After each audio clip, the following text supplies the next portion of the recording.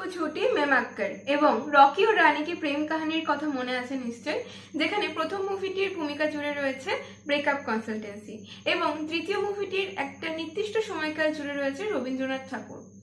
কেন আমি এই মুভি দুটির কথা বলছি? আসলে রিসেন্টলি সুদেষ্ণা রয় এবং অভিজিৎ গুহ পরিচালিত SN film institute and production house থেকে মুক্তি পেয়েছে অংশুমান MBA, যেখানে মুখ্য চরিত্রে অভিনয় করতে দেখা গেছে সোহম চক্রবর্তী এবং কৌশানী মুখার্জিকে। এই মুভি সোহম চক্রবর্তী অর্থাৎ অংশুমানের যে জার্নিটি রয়েছে সেটি ক্ষুদ্র ক্ষুদ্র কিছু গল্পকে অতিক্রম করে রয়েছে এবং এই মুভির সিকোয়েন্স জুড়ে রয়েছে আমি যে প্রথম মুভি দুটির কথা উল্লেখ করলাম তারই গল্প। যদিও শেষ পর্যায়ে গিয়ে টুইস্টটা সামান্য কিছুটা পরিবর্তনও করা হয়েছে। বাড়ির একমাত্র ছেলে MBA টপার, কিন্তু বংশ পরম্পরায় চলতে থাকা হুঁশিয়ারি ব্যবসায় সে বসতে নারাজ। অর্থাৎ MBA টপ করার পর সেখান থেকে একজন বন্ধুর ব্রেকআপ করার সূত্রে ব্রেকআপ কনসালটেন্সি খোলা এবং পরবর্তীতে একজন মেয়ে যে কিনা রবীন্দ্রনাথ ঠাকুর প্রেমী এবং একই সাথে একজন ওল্ড স্কুল রোম্যান্সে বিশ্বাসী, তার প্রেমে মত্ত হয়ে গিয়ে নিজেকে পরিবর্তন ঘটানো, গান কবিতা শেখা।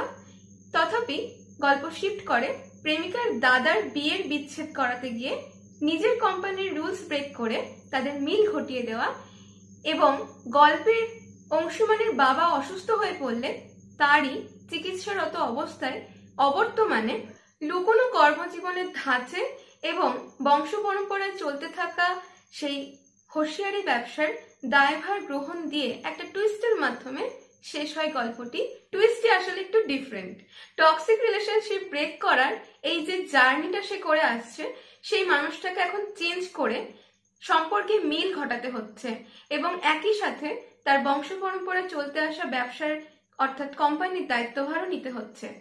এর পিছনে রয়েছে প্রেমিকার দাদার বৌদির সহযোগিতায় দাদুর প্ল্যান। যে চরিত্রের জন্য অভিনয় করেছেন পরাণ বন্দ্যোপাধ্যায়। মুভিটিতে বেশ কিছু গান রয়েছে, মূলত রবীন্দ্রসঙ্গীত, যা অন্য ভঙ্গিতে প্রেজেন্ট করা হয়েছে, যেগুলো শুনতে অবশ্যই আপনাদের খুব ভালো লাগবে। মুভিটির টুইস্টের সম্পর্কে আপনাদের কোনো ধারণা নেই, আন্দাজ পেতে পারবেন না। শুরুর দিক থেকে দেখলে মনে হবে কোনো একটা হিন্দি মুভির কপি করা, কিন্তু আদতে তা নয়। এবং আরেকটি ব্যাপার হলো এটি একটি ফ্যামিলি ড্রামা এবং ওয়ান টাইম ওয়াচেবল। মুভিটি OTT প্ল্যাটফর্মে রিলিজ পেয়েছে, অবশ্যই দেখবেন এবং ভিডিওটি ভালো লাগে থাকলে অবশ্যই লাইক, কমেন্ট এবং বন্ধুদের সাথে শেয়ার করতে ভুলবেন না।